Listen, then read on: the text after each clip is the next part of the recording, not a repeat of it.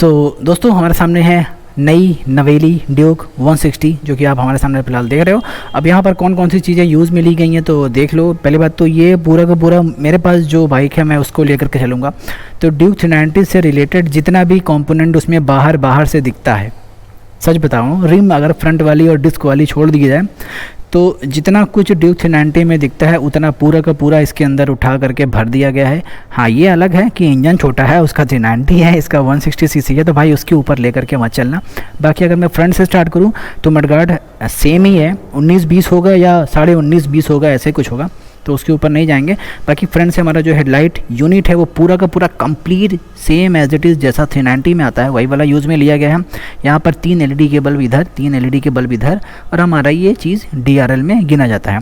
सो ये हो गया कंप्लीट फ्रंट का। बाकी अगर साइड से अगर थोड़ा बहुत देखें तो हमारा जो मडगार्ड है वो ड्यूल टोन बेस्ड है, तो आगे का आधा इतना हिस्सा आपको दिख ही रहा है भाई, ऑरेंज है, उसके बाद हमारा मैट ब्लैक है, तो ये हो गया। बाकी ये जो रिम है वो ड्यूक 390 में नहीं आती है, तो इस वजह से मैं इसको लेकर के नहीं चल रहा हूँ कि ये 390 में नहीं आती। लेकिन हाँ, फिर भी ये अच्छी लग रही है। कितने स्पोक हो गए, 1 2 3 4 5 स्पोक वाला ये जो फ्रंट में अलॉय व्हील आपको देखने को मिल जाता है। बाकी एक चीज़ है कि ये बाइक स्पेशली मेरी नज़र में, मुझे लगता है ऐसा कि MT-15 को ख़त्म करने के लिए ही आई है, और इसी वजह से इसमें जो है जो प्राइसिंग है वो एकदम लगभग बराबर वाला है।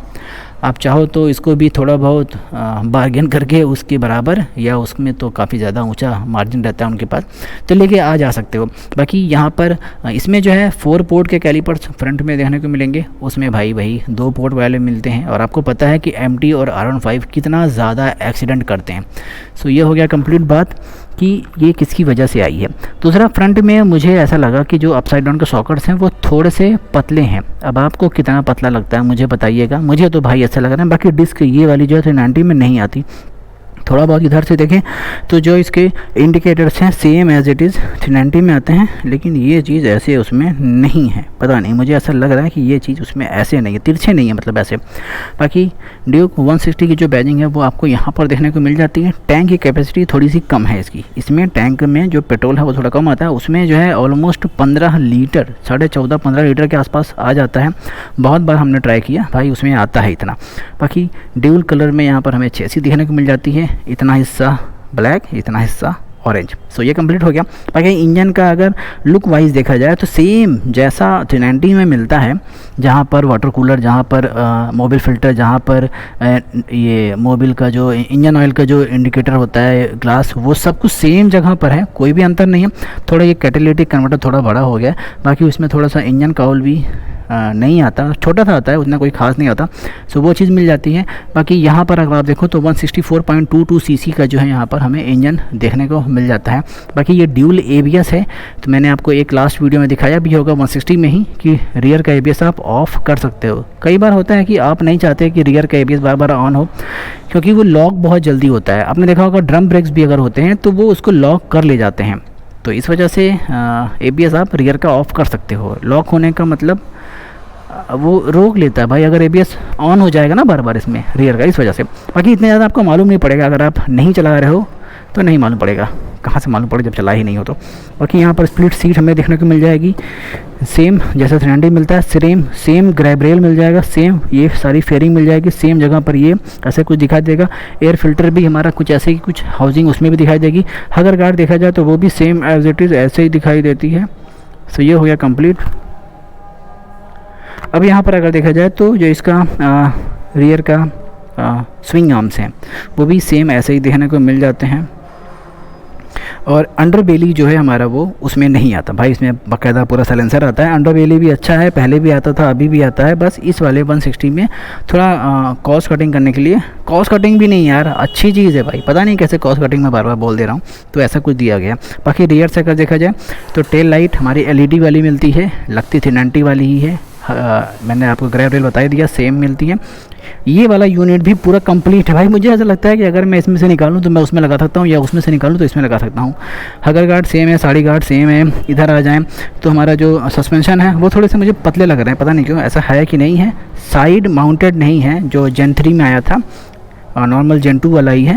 वैसे जेन 2 होने की वजह से एक चीज़ तो फ़ायदा है कि आपको बहुत सारी चीज़ें जो सर्विस के लिए लोकल में मिल जाती रही होंगी वो आपको मिल जाएंगी, क्योंकि ये जेन 2 पर थोड़ा बहुत क्या 100% लगभग बेस्ड है उसी पर।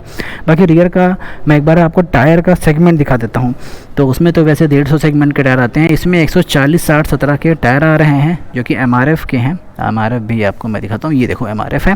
बाकी फ्रंट के अगर टायर देखे जाए तो फ्रंट में 110/70/17 के टायर मिल रहे हैं। सो ये कंप्लीट चीज़ हो गई।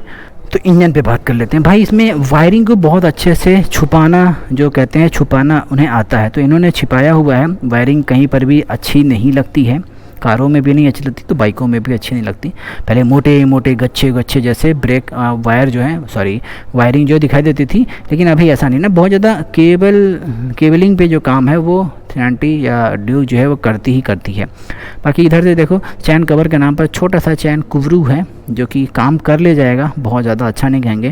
बाकी सारी चीज़ें जैसे कि ये सब फोल्डेबल है, माउंटेड, मतलब फोल्ड हो जाते हैं गिरने पर। वैसे फोल्ड तो नहीं होना चाहिए क्योंकि गिरने पर यही आपके पैरों को बचाएगा, लेकिन फिर भी किसी न किसी नॉर्म की वजह से ऐसा होता होगा। एक और चीज़ मुझे लगा कि रियर का सीट निकालने के लिए ड्यूक 390 में यहाँ पर होल है, इसमें भाई यहाँ पर है, यहाँ पर इस वाले सीट के नीचे, जबकि 390 में यहाँ इसके नीचे है। सो ये हो गया। अब यहाँ पर आते हैं तो वैसे तो इसकी जो PDI नहीं हुई है, बैटरी कनेक्टेड नहीं है, तो इसको ऑन करने पे मुझे कुछ दिखेगा नहीं, ठीक है। बाकी कुछ इस तरीके का हमारा positive type black and white display है जो कि अच्छा खासा है, लुक अच्छा आता है ऑन होने के बाद। मैंने दिखाया भी है आपको। स्विचेस बहुत सॉफ्ट हैं। हज़ार्ड यहाँ पे मिल जाएगा, अपर डिपर यहाँ मिल जाएगा, हॉर्न का यहाँ पर मिल जाएगा, लेफ़्ट राइट का यहाँ पर मिल जाएगा। बाकी ये हमारा किल स्विच और ये हमारा हो गया वही सेल्फ स्टार्ट।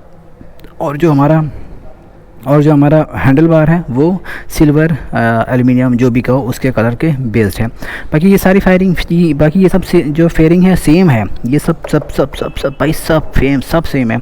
अगर आपको छिपाना हो ना तो मैं तो कहूँगा आप 160 का स्टिकर निकाल दो और निकाल करके कुछ मत लिखो, कोई बंदा बता ही नहीं सकता कि ये बाइक कौन सी है। सो ये हो गया।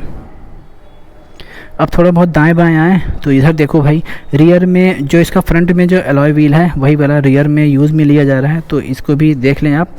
अब हम थोड़ा बहुत बात करते हैं इसके माइलेज के ऊपर। देखो 390 का जो माइलेज है कंपनी क्लेम करती है 22 और वो दे देती है 22-25 अगर अच्छा चला रहे हो तो।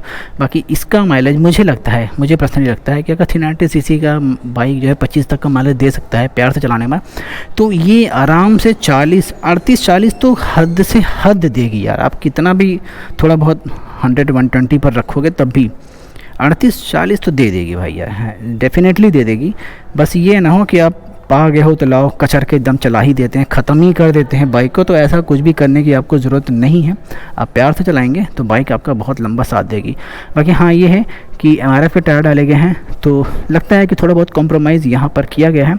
आप बाद में पैसा आपके पास होता है तो आप मिशेलिन के, अपोलो के ऐसे कुछ अच्छे कंपनी के टायर डाल सकते हो। कंपनी भी कहती है आप डाल दो, इन्हें कोई ऑब्जेक्शन नहीं है। सो दोस्तों आपको मेरी ये वीडियो कैसे लगी जल्दी से नीचे कमेंट में बता देना। भाई वीडियो अच्छी लग गई लाइक ज़रूर करना। चलिए मिलते हैं किसी और एक अमेजिंग सी वीडियो में, तब तक प्लीज़ ख्याल रखना अपना और अपनी बाइक्स का। Bye bye.